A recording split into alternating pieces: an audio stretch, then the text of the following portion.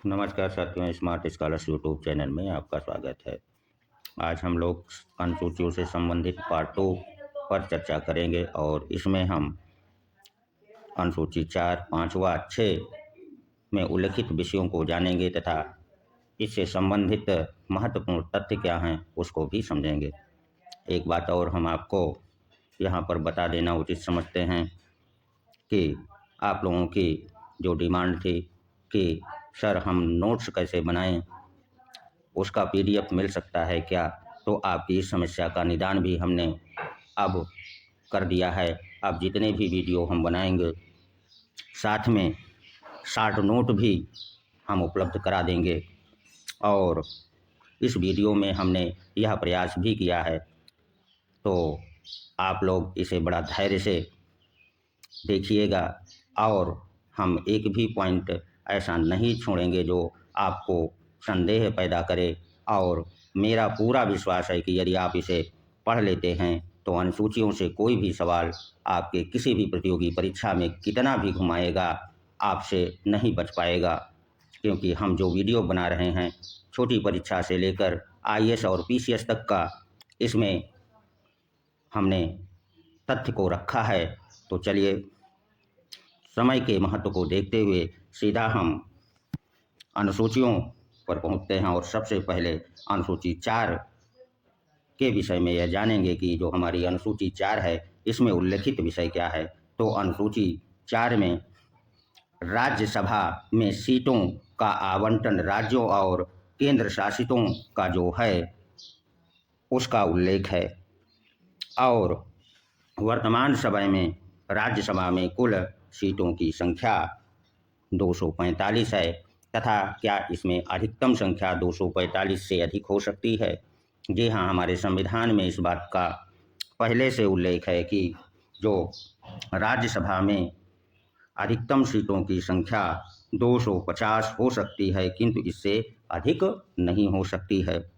यहाँ से एक प्रश्न मुझे लगता है कि वो बन सकता है और आपसे पूछ सकता है कि वर्तमान में राज्यसभा में कुल कितनी सीटें हैं, तो कितनी सीटें हैं 245, अधिकतम कितनी हो सकती हैं तो 250 तथा इस अनुसूची से जो संबंधित अनुच्छेद है वह अनुच्छेद 80 है जिसमें राज्यसभा का गठन बताया गया है। हो सकता है कि अनुसूची 4 से संबंधित अनुच्छेद को भी पूछ ले, तो यहाँ पर इसीलिए हमने उस अनुच्छेद का भी उल्लेख कर दिया है। अब अनुसूची 4 में राज्यसभा में उल्लिखित सीटों का जो वर्तमान समय में 245 है, इसका उल्लेख कर लेते हैं कि राज्यों से कितने सदस्य निर्वाचित होते हैं और कितने राष्ट्रपति द्वारा मनोनीत होते हैं। तो राज्यों से 233 कितना 233 सीट राज्यों से निर्वाचित होते हैं और 12 सदस्य राष्ट्रपति द्वारा मनोनीत किए जाते हैं। अब ये जो 233 सदस्य राज्यों से निर्वाचित किए जाते हैं उनमें से राज्य और केंद्र शासित प्रदेशों से कितने हैं, इनको भी आपको जानना चाहिए। तो राज्यों से पहले जब तक जम्मू कश्मीर का चुनाव नहीं हुआ था तो कुल 229 सदस्य निर्वाचित होते थे, किंतु अभी राज्यसभा में अभी विधानसभा का चुनाव जम्मू कश्मीर में हुआ है और जम्मू कश्मीर में केंद्र शासित प्रदेश भी है, जिसके कारण अब जो राज्यों से निर्वाचित होने वाले सदस्यों की संख्या है वह अब 225 ही रह गई है। और केंद्र शासित प्रदेशों से दूसरा क्या, केंद्र प्रदेशित राज्यों से जो पहले 4 सदस्यों का निर्वाचन होता था उसमें से दिल्ली से कितने सदस्य चुने जाते थे उसको जान लीजिए। तो दिल्ली से 3 सदस्य और पुदुचेरी से 1 सदस्य का निर्वाचन होता था।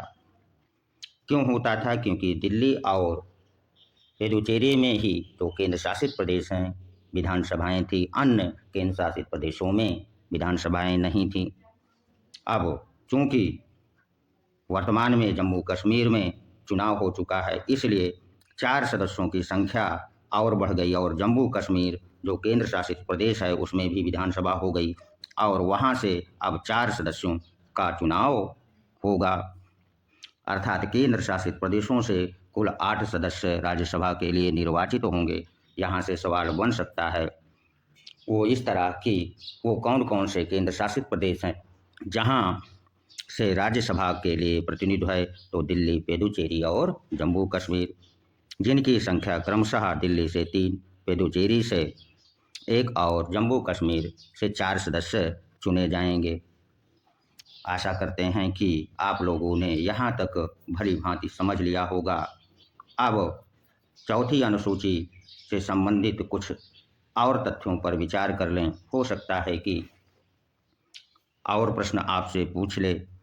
तो प्रश्न ये पूछा जा सकता है कि राज्यसभा में राज्यों से जो सदस्य निर्वाचित होते हैं, सबसे अधिक किस राज्य का प्रतिनिधित्व है? तो उत्तर प्रदेश एक ऐसा राज्य है जहां राज्यसभा के लिए सर्वाधिक 31 सदस्यों का निर्वाचन होता है।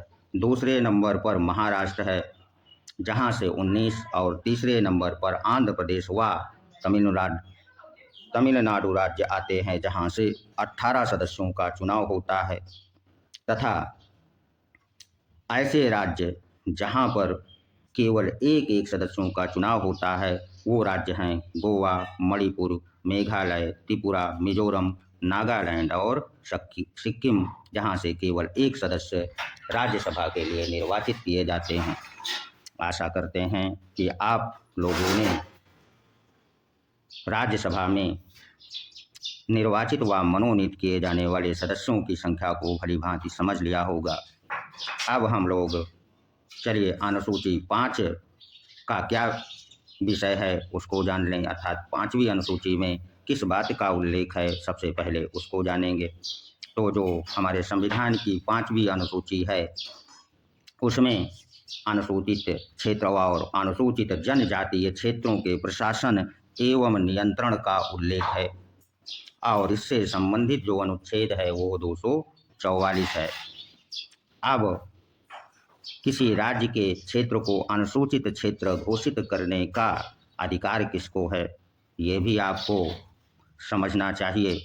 तो किसी राज्य में के क्षेत्र को अनुसूचित क्षेत्र घोषित करने का अधिकार यदि किसी के पास है तो वह राष्ट्रपति के पास है और यह शक्ति राष्ट्रपति के पास है, ना कि हमारी संसद को। अर्थात किसी राज्य के क्षेत्र को अनुसूचित क्षेत्र या जनजातीय क्षेत्र घोषित करने का अधिकार राष्ट्रपति के पास है। अब थोड़े से तथ्य और जान लें कि जो 5वीं अनुसूची से संबंधित है, तो इन अनुसूचित क्षेत्रों में राष्ट्रपति के निर्देश से, किसके? राष्ट्रपति के निर्देश से जनजातीय परिषद का गठन किया जा सकता है। किसके निर्देश से? राष्ट्रपति के।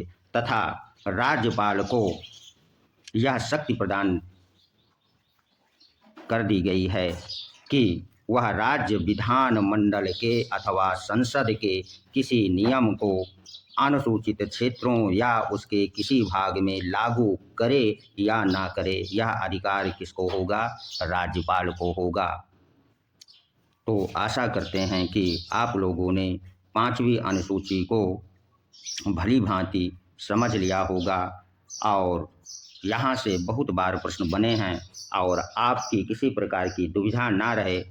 यदि हमारे समझाने में त्रुटियां हो गई हों तो इसके लिए हमने साथ में PDF भी आपके सामने रख दिया है और नोट्स कैसे बनाए जाते हैं इससे आपको थोड़ी सी मदद भी मिल जाएगी कि परीक्षा की तैयारी करने के लिए नोट्स कैसे तैयार करें। तो चलिए अब हम अनुसूची 6 पर भी नज़र दौड़ा लें कि अनुसूची 6 में क्या लिखा हुआ है।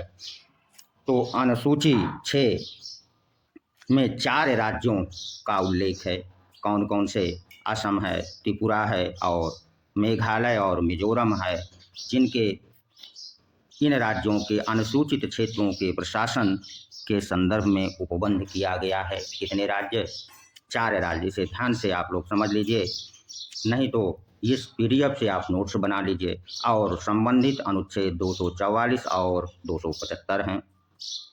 पांचवी एवं विशेष नोट में आप लोग नोट कर लीजिए कि जो पांचवी अनुसूची और छठी अनुसूची है, इसके लिए यदि संसद कोई प्रावधान करती है या इससे किसी प्रावधान को हटाती है तो इसके लिए उसे संविधान संशोधन की कोई आवश्यकता नहीं होगी।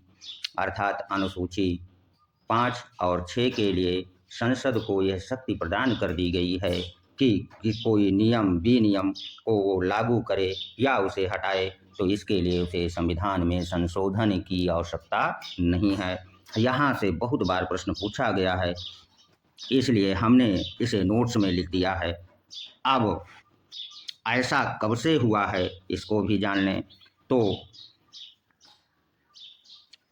22वां संविधान संशोधन 1969 के द्वारा एक चीज़ और उल्लिखित कर दी गई कि अनुच्छेद जो छठी अनुसूची से संबंधित 244 था, उसमें 244 ए जोड़ करके असम के कुछ जनजातीय क्षेत्रों को मिलाकर, जहां पर जनजातीय क्षेत्र हैं उनको मिलाकर एक स्वायत्त राज्य परिषद या मंत्रिपरिषद के गठन के लिए व्यवस्था कर दी गई, जिसे स्थानीय विधान मंडल या मंत्रिपरिषद कहा जाता है। और राज्यपाल जिला परिषद या क्षेत्रीय परिषद के विषय में गठन और विधान को लागू करने का अधिकार होगा। आशा करते हैं कि आप लोगों ने समझ लिया होगा। जो 22वां संविधान संशोधन है उसके तहत राज्यपाल को यह शक्ति प्रदान कर दी गई कि जो स्थानीय विधानमंडल या मंत्रिपरिषद का सृजन किया जाएगा उसे अधिकार राज्यपाल को होगा, ना कि संबंधित राज्य के विधानमंडल को होगा। और उसके विधान या नियमों को लागू करने का अधिकार राज्यपाल को ही होगा।